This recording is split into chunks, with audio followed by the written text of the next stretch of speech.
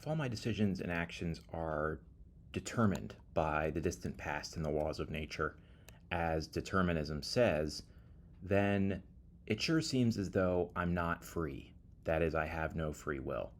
This is the view known as incompatibilism that says if determinism is true, then we have no free will. A natural thought, then, if you're convinced by the consequence argument, which we discussed in the last video, if you're convinced that incompatibilism is true, that there's just no way that we can have free will if determinism is true, a natural thought is, well, what about if determinism's false? I mean, maybe the thing to do is just to say, so much the worse for determinism. Well, here is a picture of an indeterministic world. That is, this is what the world would need to be like if determinism were false, and specifically if it were false in the moments that matter for free will and in the location that matters for free will. So some have said that determinism might fail at the quantum level. For our purposes, though, what matters is whether determinism fails in human free decisions, which are arguably macrophysical events. What would the world need to be like if those events occurred but weren't determined by the past and the laws of nature? That is, the state of the world in the past and the laws of nature. Well, Peter Van Inwagen asks us to imagine an example of an important decision that you've made, or I think the character he develops is named Alice. An important decision that Alice makes between whether to lie about something important or to tell the truth. We're asked to imagine that she sort of agonizes over this decision, that no one is coercing her one way or the other, that there are competing reasons of maybe morality and self-interest on each side, but that eventually she comes to the decision, look, I'm not going to lie. That's the way things actually go. If determinism is false, and specifically if it's false in the moments of free decision or apparently free decision, what that would look like is this.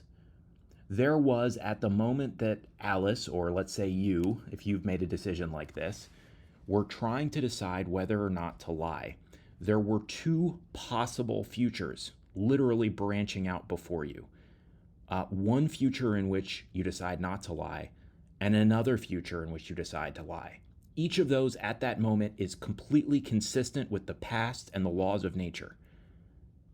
So back when the dinosaurs were roaming the earth, nothing in the state of the world at that time, and not the laws of nature, determined or guaranteed which of those two paths you would go down. Nor does anything in that in your brain at the moment of choice. Your desires, your beliefs, your values, you take them all together. None of them guarantee or determine that you're going to decide to lie or decide not to lie. Rather, one of them happens. You decide, I'm not going to lie. Now, if you roll back the clock, so to speak, and look at that decision again and press play, you could literally just as easily have decided to lie. You could have gone down that other future. You could have made it actual. So there were two competing decisions there, two competing possible futures, neither of which was guaranteed by the state of the world in the past and the laws of nature. You might think, well, isn't that just basically the Garden of Forking Paths, which we said was a picture of the experience we have of our own free decisions? And if so, I mean, maybe the world literally mirrors or matches the experience we have of free will. The reason it seems to us that there are many futures before us when we make free decisions, you might think, is that there are such multiple futures before us, and we're the only ones that pick. Here is the problem, or here is the challenge. It seems that determinism's falsity also threatens free will. So even if determinism is false and our decisions aren't determined by the past and the laws of nature in the branching future kind of way that was described earlier, there's reason to think that we still wouldn't have free will. Why is this? Well, this short passage from A.J. Ayer in this piece, this really influential piece, Freedom and Necessity from the 1950s, he gives a really compact statement, I think, of the main concern. Ayer, for what it's worth, puts this to work as part of a larger argument for compatibilism, but we can ignore that bit and just take out this passage and look at it as an argument for the claim that if determinism's false, then we have no free will.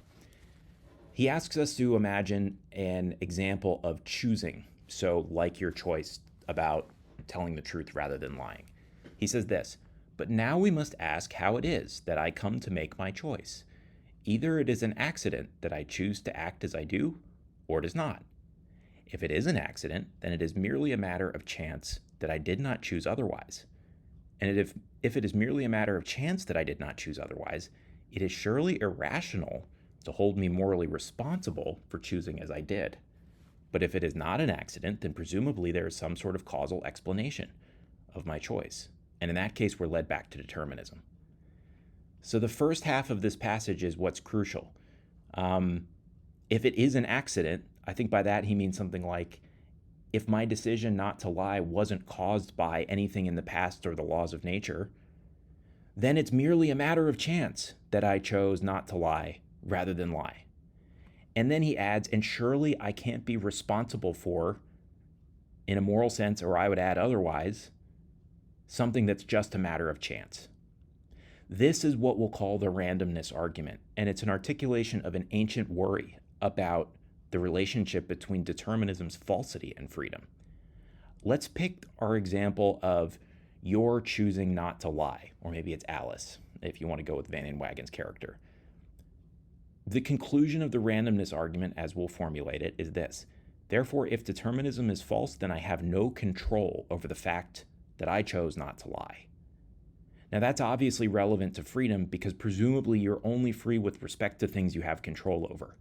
If you have no control over a decision of yours, then you weren't really free. How's the rest of this argument supposed to go? Here's the first premise. If determinism is false, then it's a matter of random chance that I chose not to lie. Let's look at this in more detail. Why think this? Where's randomness coming from? Why is it a matter of random chance if determinism is false? Van Inwagen gives us a helpful defense of this first premise, and we'll call this the rollback intuition. So here you are choosing whether to lie or not. You've got your two possible futures branching before you. This is what would be involved if determinism were false. And as a matter of how things actually went, you decided to tell the truth. Van Inwagen says this, now suppose that immediately after Alice or you told the truth, God caused the universe to revert precisely to revert to precisely its state 1 minute before Alice told the truth. Let us call the first moment of the universe T1 and the second moment T2. And then let things go forward again. What would have happened the second time? So Van Inwagen says you don't have to be a theist to use this thought experiment, but it's useful to imagine you are. Imagine that there's an omnipotent being and this being can roll back time. If you want to imagine it's Superman, like in those old movies. Superman goes so fast around the world that he rolls back time. You could do it that way if you wanted. This is obviously a fiction, but it's hopefully a helpful way of thinking about it. If you roll back the timeline from your decision not to lie back to the moment when you were contemplating whether to lie or not, Van Inwagen says, what would have happened the second time that God presses play? And we can't know for sure because it's undetermined, but one possibility is the other possible future is actualized. You decide to lie in this first rollback and replay. Van Inwagen says, okay, that's all fine, but now suppose that God 1,000 times caused the universe to revert to exactly the state it was in. What would we have observed? What should we expect to observe? Well, again, we can't say what would have happened for sure, but we can say what would probably have happened. Sometimes Alice would have lied, or you would have lied, and sometimes she would have told the truth. So Van Inwagen says, let's not just do this rollback and replay once. Let's do it over and over and over and over. 1,000 times, God rolls back the state of the world to the moment that you're making this decision, presses play. Some of the time you decide to tell the truth, and some of the time you decide to lie. Nothing determines which way you go. Here's where randomness comes in.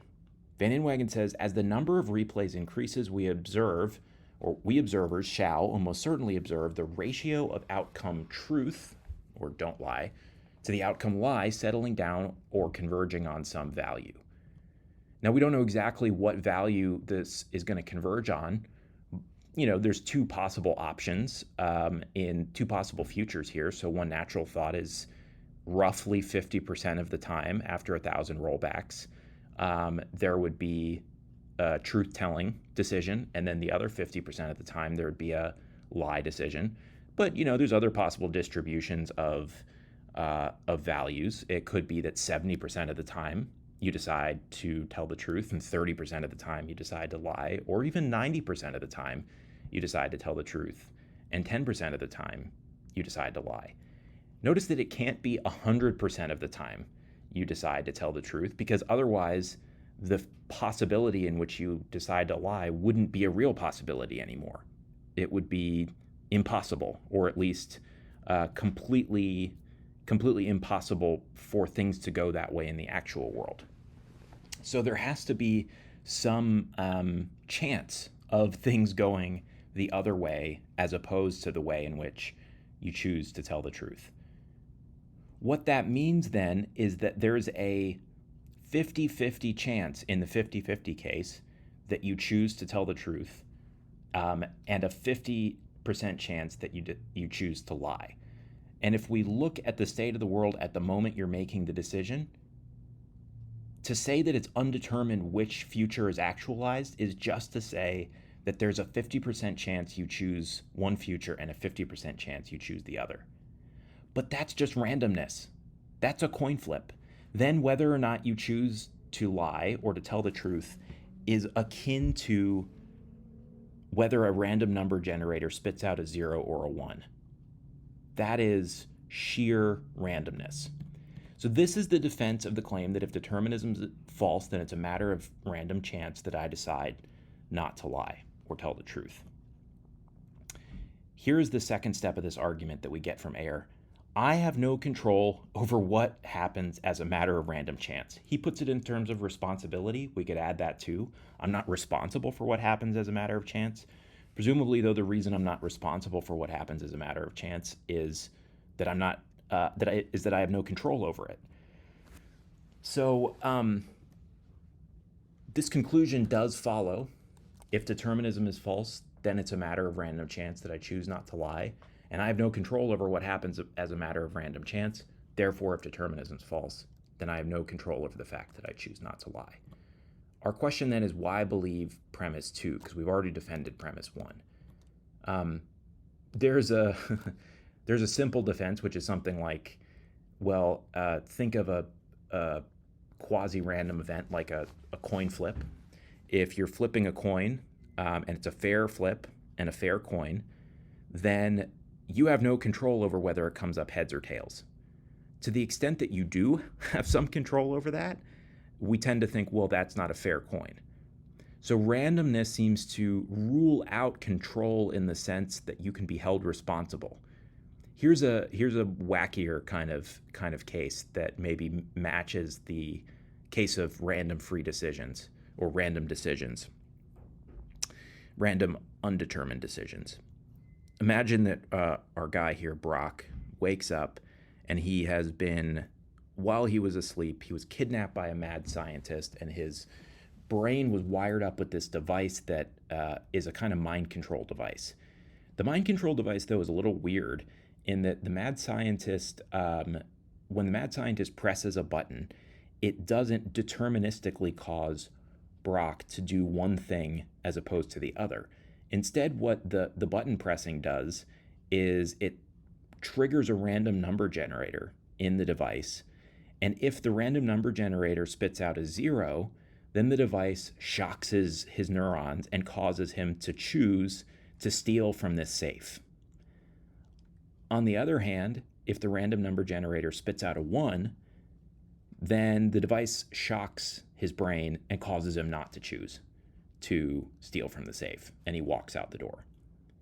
Imagine that the mad scientist presses that button, a 0 comes out of the random number generator, and the device on Brock's head shocks his brain and causes him to choose to steal. He steals and runs off. Question: do we hold him accountable for what he did? Does Brock's does he control his decision? Is he responsible for it? Is one way to think of it. And intuitively, the answer is no.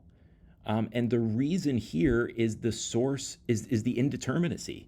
It's the randomness. I mean, he could just as have easily have decided not to steal as he decided to steal. If you replay this story 1,000 times, 50% of the time he chooses not to steal, and 50% of the time he chooses to steal. That's not freedom, that's just randomness. So to the extent that you think Brock isn't in control of and responsible for this decision, so too you should think more generally, I don't have any control over what is a matter of random chance. Let's just step back and say a little bit about what we've done so far. We have really uncovered two threats to the existence of freedom. One is from the truth of determinism, which is predetermination of our decisions. The other is from the falsity of determinism, which is the randomness that would result if determinism were false. This is, in fact, an ancient problem, this puzzle. Cicero, the Roman orator and philosopher, writes about this problem and reports to us that Epicurus had an ingenious but ultimately flawed, he thinks, response to it. So Epicurus saw that if the atoms, according to Epicurus basically, the world was just a bunch of atoms in the void, and the atoms fall downward in a deterministic way, according to the physics at the time. Epicurus saw that if the atoms traveled downwards by their own weight, we should have no freedom of the will, since the motion of the atoms would be determined by necessity. He therefore invented a device to escape from determinism. He said that the atoms, while traveling vertically downward by the force of gravity, make a very slight swerve to one side. So Epicurus said, I reject the deterministic laws. I say that the laws are not governing these atoms in a deterministic way, at least when they move through the human brain and we make these decisions. But Cicero reacts to this as follows. He says, this defense discredits him even more. And the reason that Cicero thought that is that if the atoms are swerving, what causes them to swerve? Not your choices, because it's the swerving that's causing the choices. Nothing causes the swerving. They're just random movements that are caused by nothing. So in that way, you can see in Cicero two conditionals. And these are our two threats to freedom, which in the next video we will develop into a paradox. If determinism is true, then we have no free will. And if determinism is false, then we have no free will.